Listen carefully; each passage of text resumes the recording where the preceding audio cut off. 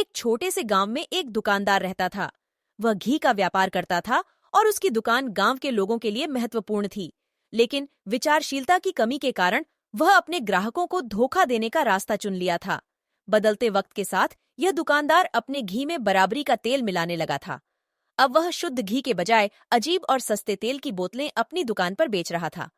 उसके ग्राहकों को इसका अंदाजा नहीं था कि उनका आधिकारिक खरीदारी किया जा रहा है। इस छल कपट की खबर जब राजा के कान पहुंची तो वह अपने दरबार में इस विवाद का समाधान करने का निर्णय लिया।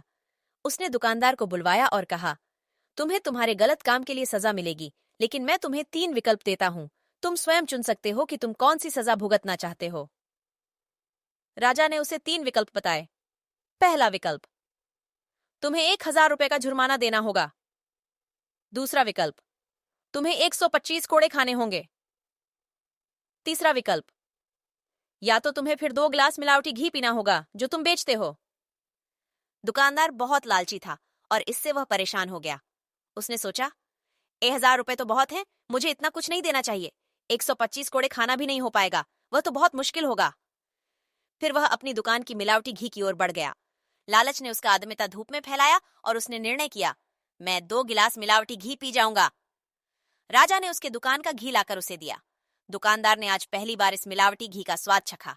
इतना खराब घी उसने कभी चखा भी नहीं था और ये वास्तव में अच्छा नहीं था। खैर, उसने अपनी आंखें बंद करके उस घी का आधा गिलास पी लिया।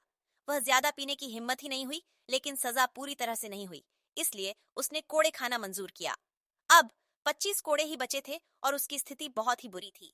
उसने उस समय सैन्य से रुकने की प्रार्थना की और राजा से कहा कि वह 1000 रुपए का जुर्माना देने के लिए तैयार है। इस तरह लालच के कारण उसने घी भी पी, कोड़े भी खाए और 1000 रुपए का जुर्माना भी दिया।